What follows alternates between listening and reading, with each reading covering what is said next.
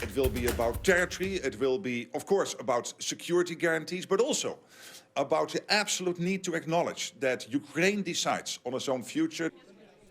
NATO Secretary General Mark Rutte says President Donald Trump needs to emphasize that Ukraine is a sovereign nation during his upcoming meeting with Russian President Vladimir Putin. This message comes as several European countries are rallying behind Ukraine, sharing concerns that nation will have to give up land in negotiations.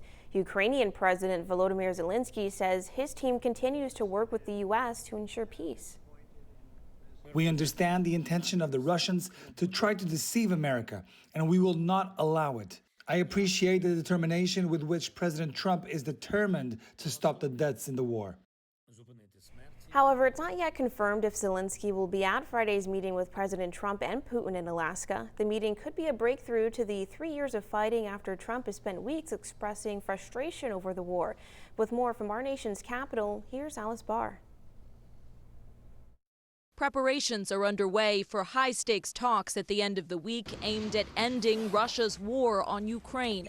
President Trump set to meet Friday with Russian President Vladimir Putin in Alaska, with the potential for Ukrainian President Volodymyr Zelensky to join. The only way to make peace is to sit down and talk. Vice President J.D. Vance met in England over the weekend with top Ukrainian officials and European allies, talking through Ukraine's peace proposals. As Russia keeps up its punishing attacks, President Zelensky has said Ukraine will not give up its land to occupiers, something President Trump said may be necessary. There'll be some swapping of territories to the betterment of both. White House Special Envoy Keith Kellogg heads to Ukraine today to continue talks. As a senior U.S. official tells NBC News, the White House is considering inviting President Zelensky to the Alaska meeting, though Russia's leader has said Ukraine was far from meeting its conditions for face-to-face talks.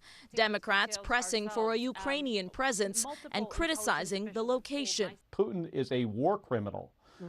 This is not a show of strength to allow him to fly into the United States. Republicans pushing back, while some are calling for more protections for Ukraine. Security guarantees to Ukraine to prevent Russia from doing this again. President Trump heads into the meeting having sharply shifted his tone toward more vocal criticism of President Putin and threats of added sanctions, increasingly frustrated as the Russian assault drags on.